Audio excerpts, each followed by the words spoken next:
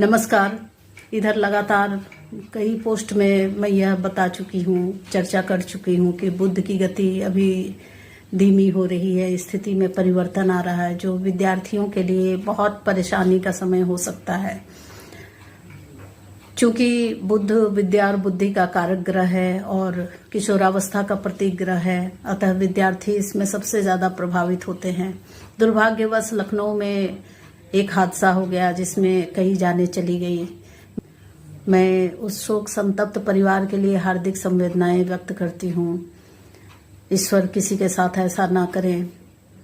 बुध की यह गति स्थिति 1 महीने 10 दिनों तक रहेगी। इससे मैं अपने किशोर बच्चों का आप ध्यान रखें, ख्याल रखें और किसी के साथ कोई मुश्किल ना आने दें। खासकर उन किशोर बच्चों का ज्यादा ध्यान रखें जिनका जन्म बुध की कमजोर गति में हुआ हो। ईश्वर करे किसी के साथ ऐसा हादसा ना हो, किसी के साथ ऐसी मुश्किलें ना आए। सभी खुश रहें, सुखी रहें। धन्यवाद। नमस्कार। इधर लगातार कई पोस्ट में मैं यह बता चुकी हूँ, चर्चा कर चुकी हूँ कि बुध की गति अभी धीमी हो रही है, स्थिति में परिवर्तन आ रहा है, जो विद्यार्थियों के लिए बहुत परेशानी का समय हो सकता है।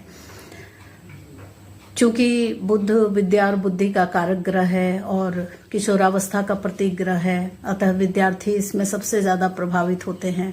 दुर्भाग्यवश लखनऊ में एक हादसा हो गया जिसमें कई जानें चली गई।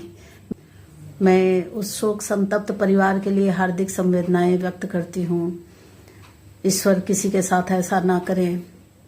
बुध की यह गति स्थिति 1 महीने 10 दिनों तक रहेगी। इससे मैं अपने किशोर बच्चों का आप ध्यान रखें, ख्याल रखें और किसी के साथ कोई मुश्किल ना आने दें। खासकर उन किशोर बच्चों का ज्यादा ध्यान रखें जिनका जन्म बुध की कमजोर गति में हुआ हो।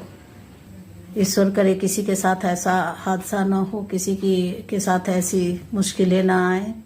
सभी खुश रहें, सुखी रहें। धन्यवाद।